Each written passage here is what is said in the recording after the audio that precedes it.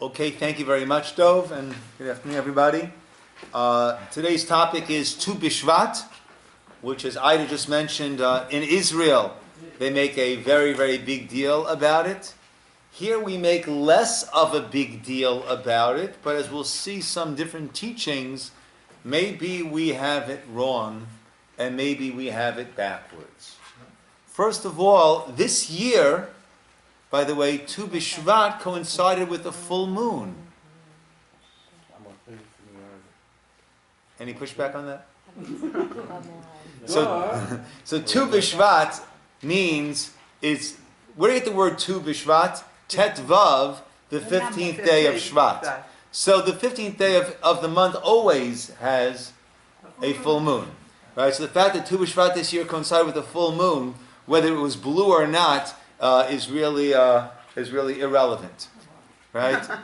So it's interesting. This blue moon, right? The blue moon happens how often? Once in a blue moon. No. I'm sorry. Well, not really. It happens 7 out of every 19 years. Oh, that sounds familiar. Now that sounds familiar. What else is 7 out of every 19 years? That's the extra month of Adar that we add in order to keep our lunar cycle in sync with the solar cycle. Well, what is a blue moon? It's not a scientific phenomenon. It's a good song. It's a good song. Thank you, Chaya Rivka. Right? And it is a calendar phenomenon. It's when there are 2 full moons within one calendar month. 2 full moons in one calendar month? Yes, because a lunar month is approximately 29 and a half days, right? So from the 15th, from the midpoint of the lunar month to the midpoint of the lunar month is 29 and a half days. Months are usually 30, sometimes 31 days. So at a certain point, when you have your full moon on day 1, you can have another full moon on day 30, or day 31, 2 and 31. Anyhow, Tu BShvat is had a full moon. So what is this idea of Tu BShvat? The 15th day of Shvat. It is the holiday or the Rosh Hashanah of the trees. What in the world are we talking about? Okay, right? Is it that the tree gets sapped on its new year? Sorry. Okay, so let's get an idea over here. So the Mishnah in Rosh Hashanah tells us, Arba'ah, source number 1, Arba'ah Rashi Shanim Haim. Now, before we get there, let's keep in mind, we have our Torah holidays, right? Rosh Hashanah, Yom Kippur, Pesach, Shavuot, Sukkot, and we have our rabbinic holidays like Hanukkah and Purim.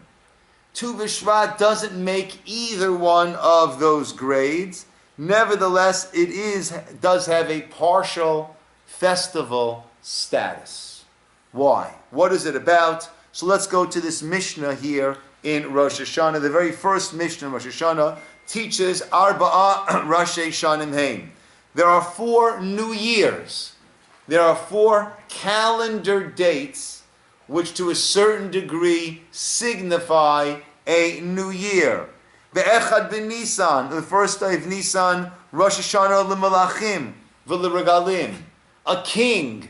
It's the Rosh Hashanah, the first day of Nisan, for Jewish kings, meaning when we counting the years of his reign, if he started in the month of Adar, which is 1 month before Nisan, comes the first day of Nisan, he is now beginning the 2nd year of his reign. V'leregalim, and Nisan is the Rosh Hashanah of the holidays, meaning the holiday that falls out in the month of Nisan, namely Pesach, is the first of our holiday season. Okay, yet we don't find us making celebrations on the first day of Nisan. Be'echad be'elul, on the first day of Elul. Rosh Hashanah l'maser behema. that is the Rosh Hashanah for tithing the animals. Animals that are born into your flocks. 1 out of every 10 is brought to the Beit HaMikdash. Now I must tithe from the animals of that year. So we'll soon see some other sources. Well, what's considered that year? From which date to a year from there is considered the year from the first of Elul. Rabbi Elazar and Rabbi Shimon disagree and they say the first of Tishrei. The third Rosh Hashanah is the one that we're most familiar with. Be'echad b'Tishrei, the first day of Tishrei. That is a Rosh Hashanah. Lishanim, that is when the new year begins. Shmitin, when the sabbatical 7th year kicks in. Yovalot, when the 50th Jubilee year begins. Linatiyah uliyarakot, for saplings and for vegetables and for their tithes. Be'echad b'Shvat, on the first day of Shvat, Rosh Hashanah li'ilan, that is the Rosh Hashanah for the trees. That is the opinion of Beit Shammai. Beit Hillel says b'chamisha asar bo, on the 15th day thereof. 15th in Hebrew is tet vav, which is 2. Tu BShvat, on the 15th day of Shvat. And therefore when it comes to the tree and the laws of the trees, be it the laws of Arla being that the first 3 years we don't partake of or get any benefit from the fruit of that newly planted tree, or when it comes to the tithing of the fruits of that tree, it's got to be within the year. Its year begins, according to Beit Hillel, on Tu BShvat. Therefore, Tu BShvat is the new year for the tree. That's when we must tithe that year's produce on that year's produce, and also yes. So therefore, that is the cutoff point for the trees. Why is this important? So the pasuk says, source number 2 in Devarim, Aser ta'aser et kol tfuat zarecha hayotze hasadeh. Tithe, you shall certainly tithe all of the produce, all the seed crops, all the produce that comes out from your field, shana, shana. Meaning what? Year by year. Each and every year. Now, the Gemara on that says, source number 3, Ilan shechantu perotav kodem chamishas BShvat, a tree that its fruit began to bud before the 15th of Shvat, mitaser l'shana she'avra, it's considered part of last year's produce. Achar chamishas BShvat, if it began to bud after the 15th of Shvat, mitaser l'shana haba'ah, it will be tithed according to the forthcoming year. Now look back to source number 2 for a moment, where we said aser to aser, tithe, you shall tithe the produce of each of the field year by year. The Gemara on that, just along the side, a side point, the Gemara on that learns from those words, aser to aser.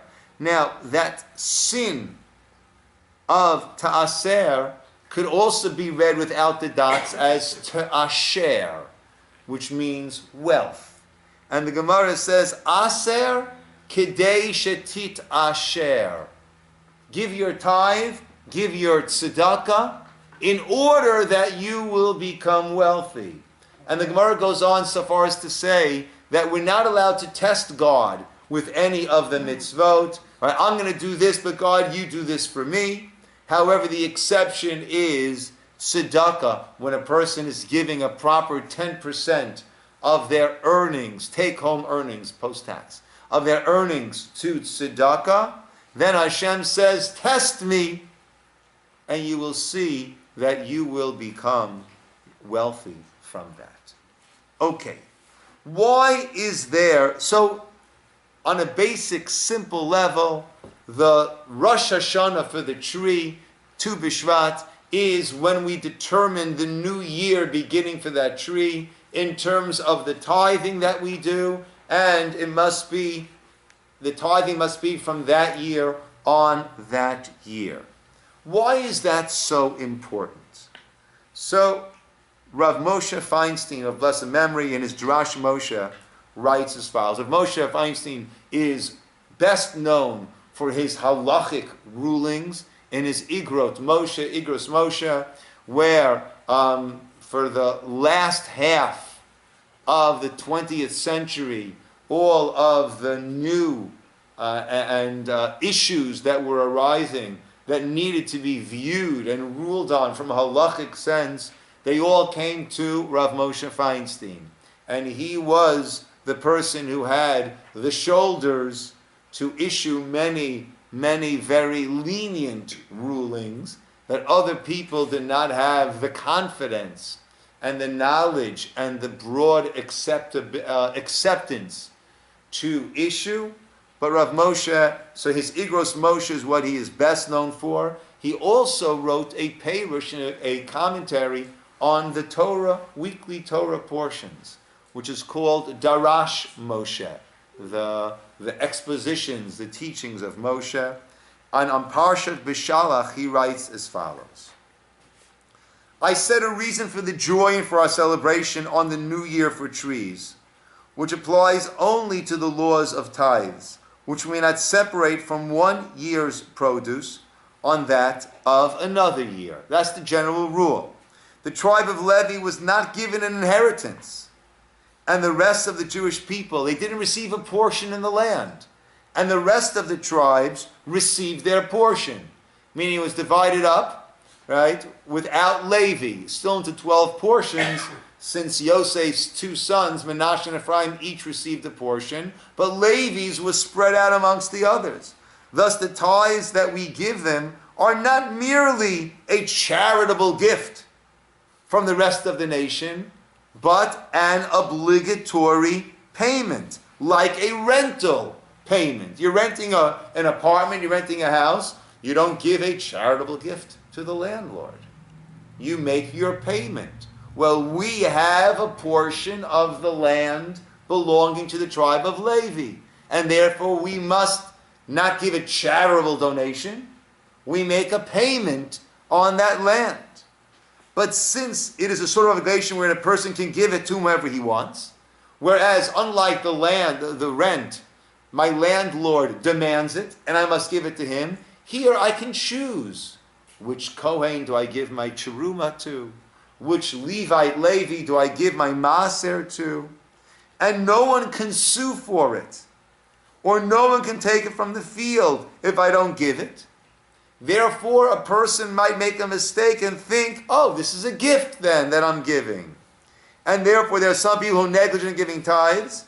And if a person gives, I might delay, next year, out of fear that his crops might not grow the following year. Next year might not be such a good year. Let me hold it back and see.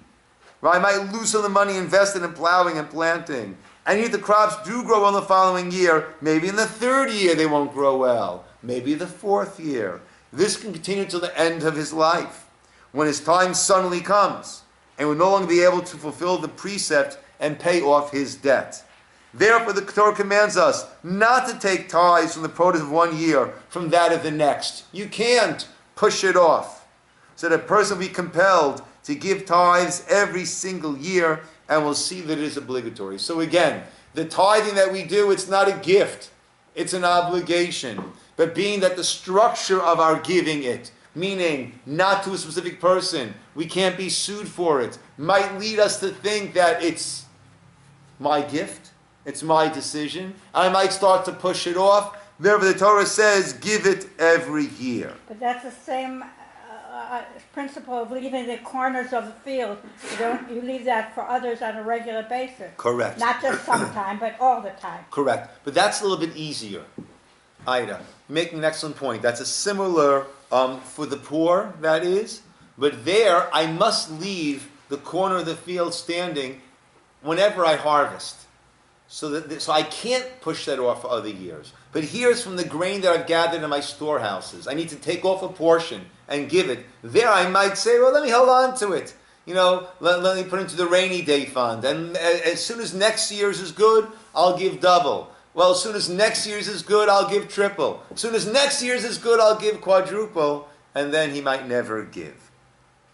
Nowadays as well, a person must know that the world was truly created for all people, and that everyone essentially has an equal share in it. And when one person is wealthy, another person is poor, God has given the portion of the poor one to the wealthy one. Consequently, it is not really his. But if he fulfills the requirement, the obligation that God placed upon him and gives charity to the poor, whose portion he has received, then he will acquire his own portion, and it will be truly his. But since no one can lay claim to the charity, he might push off giving the portion charity from his profits, in case I might suffer a loss the next day or the following year, until once again his time arrives and he will never have paid his dues, and he has lived on theft throughout his life. His salary, if he kept all of it and didn't give the portion to Maaser, to the poor, then he has lived on theft. Therefore, a person must learn from the laws of tithes that he should not, at least not delay from 1 year to the next. Rather, every year should calculate how much charity he owes and give that amount to charity. If he makes a weekly or monthly accounting, even better. Daily, right? And certainly if he makes a daily accounting. This is a lesson that we learn from Tu BShvat. When the remainder becomes ours, we can ask God to give us and all the Jewish people more and more. Okay, so that is at its essence this idea of the Tu BShvat.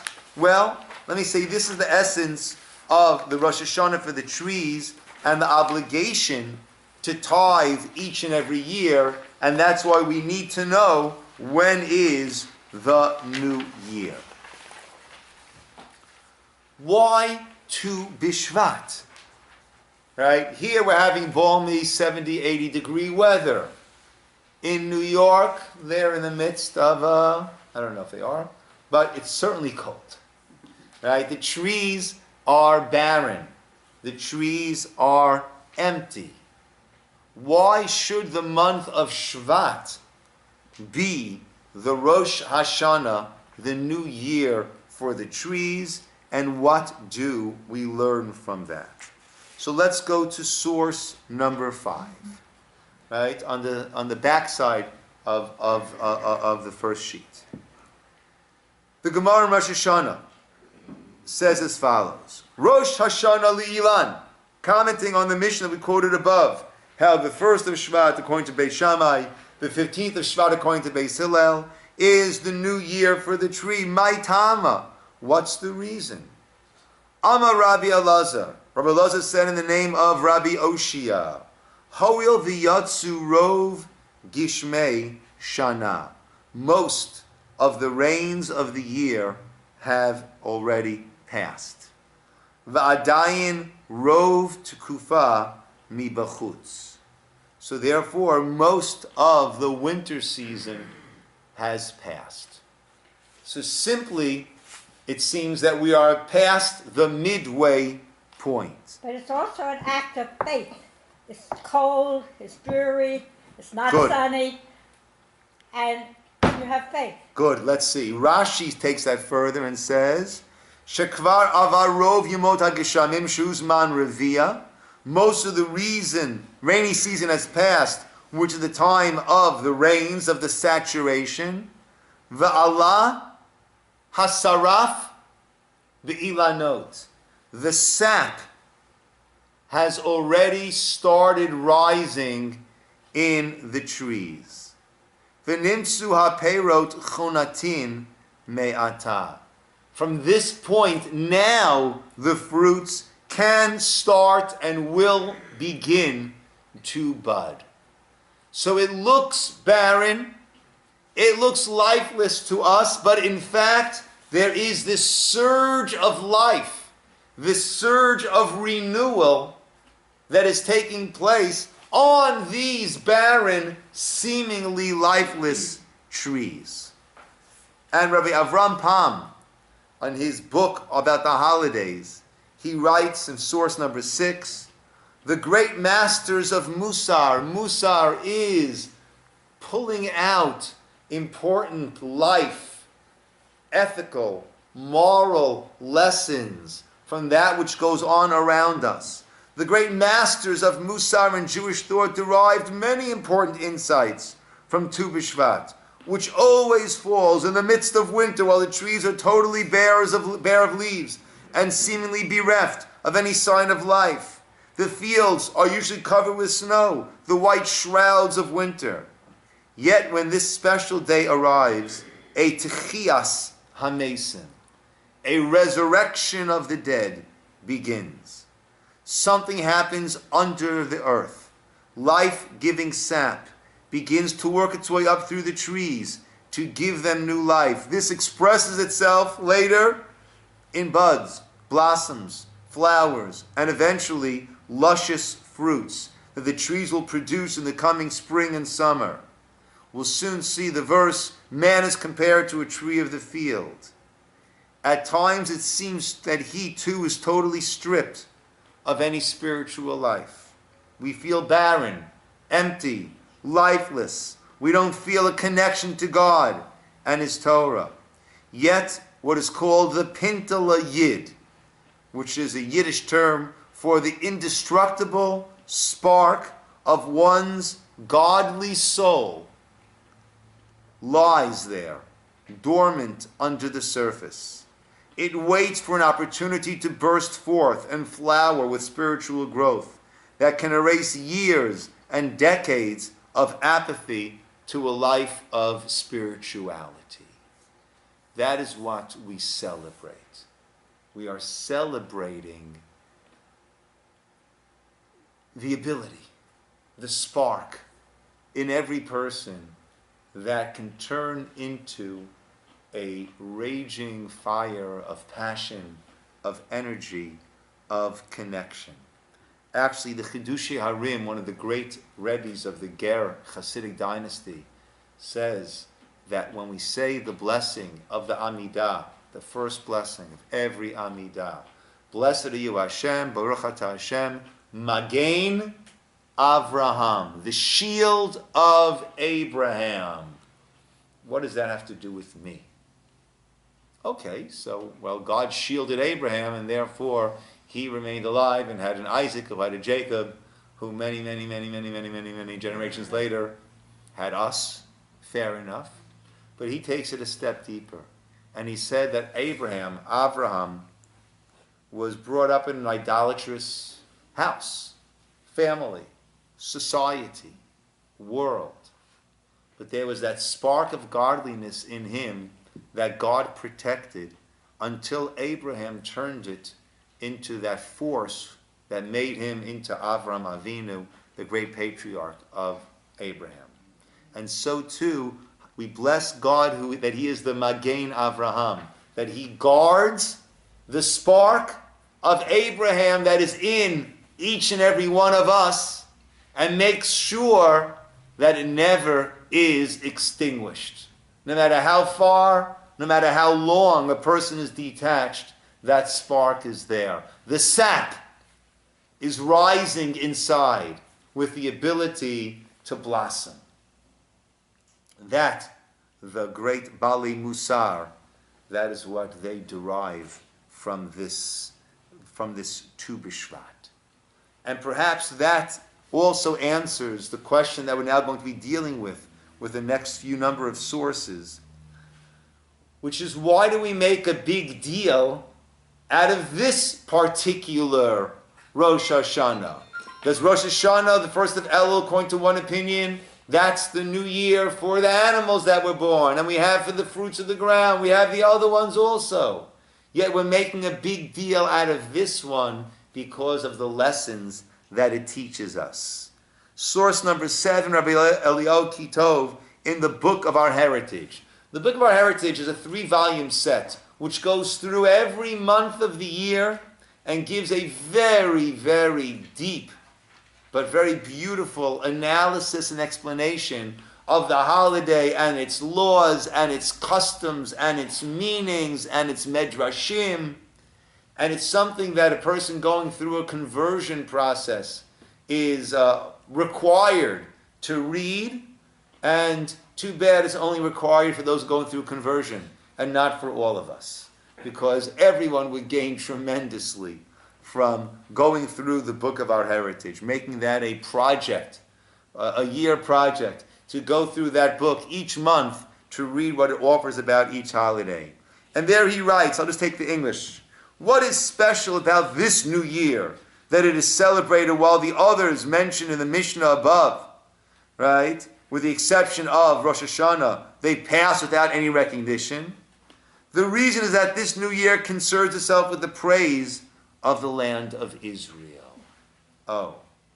For it is on this day that the land renews its vigor to give forth produce, to bear fruit, to show its praiseworthiness. And the land of Israel is praised for its fruit. The day upon which the land of Israel renews its vigor to bring forth its goodness and its sweetness is a day of joy for the Jewish people, for whom it is a heritage, a love, and a longing. So why was this day chosen? Why is this Rosh Hashanah celebrated? Because it concerns itself with the land of Israel, which is the beating heart of the Jewish people. It is a heritage. It is a love. It is a longing. And therefore, this of the four Rosh Hashanahs is the one that a big deal is made of. And therefore, source number 8, we have the Magen Avram ruling, and he says, Tu BShvat, Noagim Ashkenazim, it's an Ashkenazic custom, Laharbot b'mine perot shel ilanot, to consume extra fruits of the trees on that day. For my daf yomi yesterday, or not just my daf yomi, but for after minyan, so now they had brought in a nice platter which had all different types of fruits on it for us to partake. That is the custom. Why is that? Let's go to number 9, fruits of holiness. The Bach explains why we should, and indeed we do, request the ability to partake of the fruits of Israel. There is an intrinsic holiness to the land of Israel. This holiness is not limited to the spiritual realm. The holiness actually manifests itself in a physical form as well. The fruits that are nurtured from the earth of the land of Israel not only extract water and nutrients from the land, but they extract a holiness of the land as well.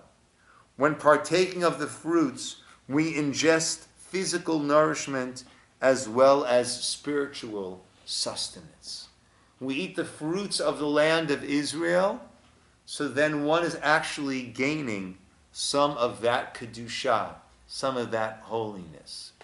Now, just as a public service announcement, I believe Costco has 5-pound bags of oranges, which they're getting from Israel, which is wonderful. However, there are halachot that apply to produce that comes from Israel in terms of trumot and masrot, in terms of tithing it. What's tithing? Tithing is taking off some that goes to the Kohen, some that goes to the Levite, in terms of tithing. So if someone is buying the fruit from Costco, so I'll send it to the community. There's the OU has a step-by-step of how to take care of one's tithing obligations on that fruit. Do you have a box to put them in here? Hmm? Do you have a box that we can set them in? So there are different things that we do, right? The part that goes to the Kohen, the Teruma, that cannot be eaten by a Kohen nowadays for 2 reasons. First of all, every Kohen is in a state of ritual impurity. We don't have the way to properly purify ourselves. And also, we assume he's a Kohen. His father was a Kohen. His grandfather was a Kohen. He thinks he's a Kohen. We assume he's a Kohen. But we don't absolutely know that he's a Kohen. And a non-Kohen that eats that fruit is a very, very serious transgression. Therefore, Kohanim don't eat it nowadays. So what we do is we'll separate it because we can't eat the rest until that's been separated, and then it'll just be wrapped up and then put aside. It will end up disintegrating, and then we get rid of it. But we don't want someone to mistakenly go ahead and eat it. Prior to the reestablishment of our state of Israel, observing Tu BShvat in the diaspora, all those years when it was Palestine, was a true act of faith. Yeah. We will Yes. be picking Yes. fruit in it. Yes. And let's come to number 10. Rabbi Noam Chaim Kohen. Since the time that we were exiled from our land, even though we were prevented from fulfilling the mitzvot of the land that pertain to the day of Tu BShvat, several celebratory customs have developed amid the diaspora to mark this day. We have even found a special liturgy, which is something like an Amidah prayer in the honor of this day, which was written in the land of Israel some 1,000 years ago. Most of the customs revolved around consumption of fruit and recitation of prayers and expressions of praise for the land and its fruit. Ida, bullseye, right? So therefore, Tu BShvat, why do we make a special thing about Tu BShvat? Because that's why I said before, Ida, you mentioned that your relatives in Israel, how the children there, how it's a big deal. Tu BShvat in Israel is a big deal. Oh. And I said, maybe we have it wrong. Maybe we have it backwards. Because maybe it's here, outside of Israel, where we need to make a big deal out of it, in order that we will bring Israel more into our consciousness and have a sense of longing and that which we are missing out on. Something to think about. There is a very Kabbalistic teaching about Tu BShvat, and that is from the Pre-Eitz Hadar. My mentor of blessed memory stated that one should have intention upon eating the fruit to rectify the sin of Adam, who sinned in eating from the fruit of the tree. Although we have this intention throughout the year, this day has special potency for this intention, in that it is the new year for fruit of that tree. And therefore, just one second. Let me take this in Hebrew. V'asher liyot kvar hodana v'kam v'komot. And as we know, we've already studied in many places, ki yesh b'koach hadibur, that our speech has the power, has the ability, liot ma'orer koach midot ha'elyonot, has the ability to awaken, arouse, not instigate, but Extract. no, to put in play these midot ha'elyonot, these higher heavenly midot, la'iran, to cause illumination, ba'or nifla, with a brilliant light, yatar gadol ma'od, lashpia shefa, and to bring down an influence of ratzon, of willingness, bracha, blessing, nidava, goodwill, b'chol ha'olamot, in all of these different levels of the world, speaking in a Kabbalistic sense. Al kain, therefore nachon, it is proper, lahagot, to say out, lifnei achila kol pri upri, right, before eating each fruit, besod sharasho haba v'sefer hazohar v'tikunim b'ktsat mehem la'orer sharashehen lamala. Right, one should mention its spiritual root as mentioned in the Zohar and the Tikkunim in order to awaken their spiritual roots. Now, I'm not privy to these statements, these teachings, these blessings, right, or these preambles to the regular bracha, but we see over here the idea that Tisha B'Av, that Tu BShvat is touching something that is very, very deep at our core. Isn't it? and that if all of the degrading of the world came about through the eating from an eitz, then we need to try to eat a tree.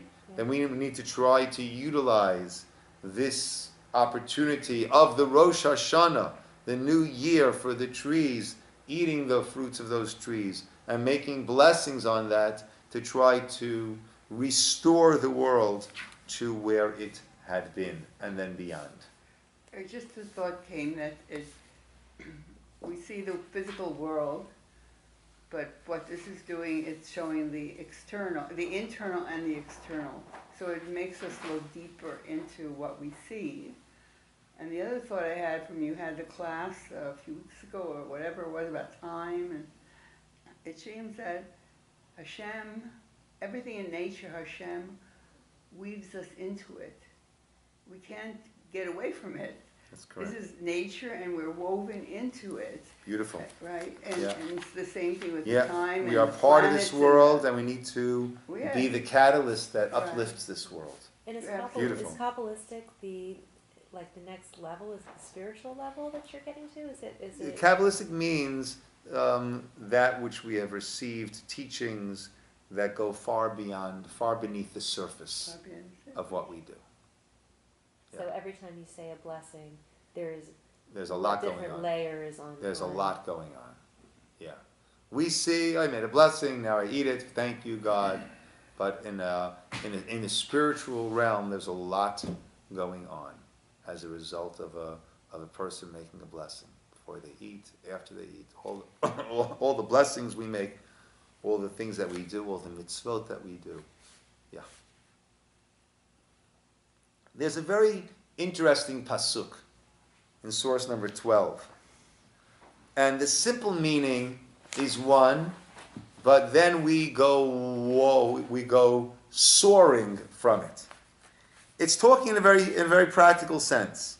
Ki tatsur al ir, if you're going to lay siege on a city, yamim rabim, for a long time, lilachem aleh, to fight against it, litafsa, to capture it, lo tashchit et eitzah, lindoch alav garzen. Do not destroy the fields by sending your axes against it. Ki mimenu tuchal, right? It's there for you to eat from. V'oto lo tichrot, and do not cut it down. Ki adam eitz hasadeh lavo mivenecha b'matzur, right? It's like a rhetorical question. For is a tree of the field like a man, that he will come against you in the siege? I understand you're fighting against the inhabitants of the city, right? But the tree, right? Is the tree of the field then a man? But our sages looked deeper and understood the reason the Torah said that in this respect of the sage, that we brought the parallel of a tree to a man, is to let you know that in this respect, in terms of the siege, in terms of destroying it, it's not like a man. Don't destroy it. Don't go to battle against it. But in other ways, as we learn in Pirkei Rabbi Elazar, the tree is a metaphor for a man. Adam nimshal la'etz, man is compared to a tree. As it says, Ki ha'adam etz ha'sadeh. In what way? So the Maharsha explains, Kamo sha'ilan ose peirot tovot, the same way that a tree bears good fruit, kach ma'asehem heim perotehem. Our actions, our good actions, are our fruit. That's actually a Rashi in Chumash.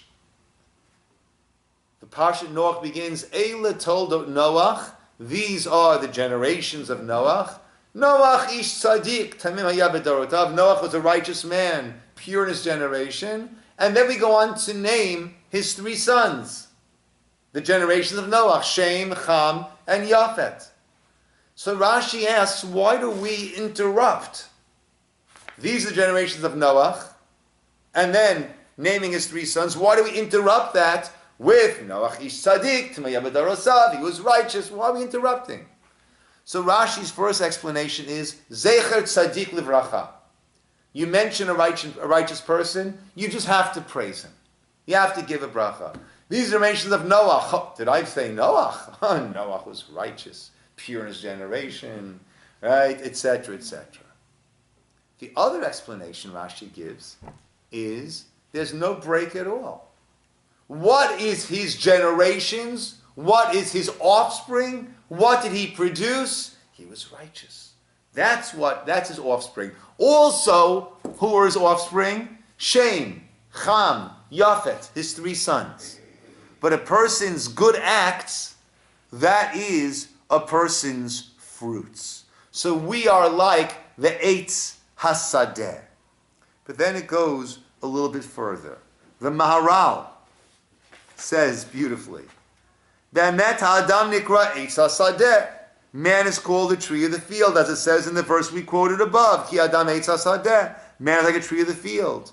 Rak shehu ilan hafuch.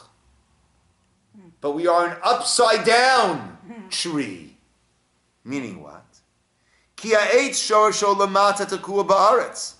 A tree, its roots are down in the ground. Whereas a mankind, our roots are lamala, up above. Ki ha'neshama, the soul, hu shoresh shelo, that is our root.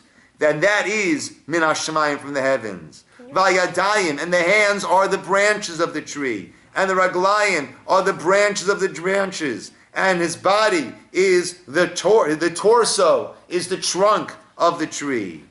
V'lama hu ilan hafuch, and why is he an upside down tree? Ki ha'etz shorsho lamata, a tree, its roots are down in the ground. Why? Because it draws its sustenance, its life from the ground. Va'adam, a man, is an upside down tree. Meaning what? From where do we draw our sustenance, our lifeline? Nishmato min hashamayim. That is from the heaven. So we are like a tree, but we are like an upside down tree. Our roots, from where we draw our sustenance, our life flow, comes from above. Or is the tree an upside down man? Either way. Either way. 2 more teachings I'd like to go through. Number 16. Let us examine the comparison between man and trees in order to understand the message on Tu BShvat for humankind. And this is somewhat similar, but it's expanding on what we quoted from Rav Pam above. The tree goes through cycles in its life. The heavy-laden tree of summer empties itself of fruit in the autumn, slowly loses its leaves one by one. By wintertime, the tree stands shorn of its previous glory. For all purposes, it appears to have died. Then comes Tu BShvat. In the midst of the cold winter days, when all vegetation seems frozen or dead, the sap of the tree starts to flow beneath the surface bark, rising slowly from roots buried in the hardened soil. The sap pushes its way up, pumping new life into outstretched branches that reach toward the heavens. In life, we too often go through cycles of growth. Periods of renewal and growth may alternate with times of stagnation or dormancy. Or Shlomo Volbe writes that this cycle is part of man's nature. He adds that a person must not become disillusioned when spiritual growth seems halted. The low period will usually be followed by a high period that will yield new opportunities for growth. That is the message of Tu BShvat. Even when we feel lethargic, in a rut, and seem to have lost the drive to achieve, we must not despair. Just as winter is an annual hiatus in the life cycle of trees, so too bouts of lethargy and unproductivity are necessary phases in the human cycle. Just as with the coming of spring, life-giving sap moves imperceptibly through the trees to branches stretching to the sky, so too we will have renewed energy from deep within our spiritual reservoirs, so long as we set our goal heavenward. Wow. Lastly, number 17, from Yeshua Freilich. A tree is connected to the ground and to the beautiful fruit. It takes raw material from the dirt and creates a most outstanding product. I'm always astounded. I mean, every fruit is such a miracle. A watermelon seed somehow grows and is able to pull from the ground all that it needs to become this 10-pound fruit filled with this delicious, oozing with energy and sweetness, this beautiful, red, delicious watermelon, with, of course, seeds to make many more watermelons in the future.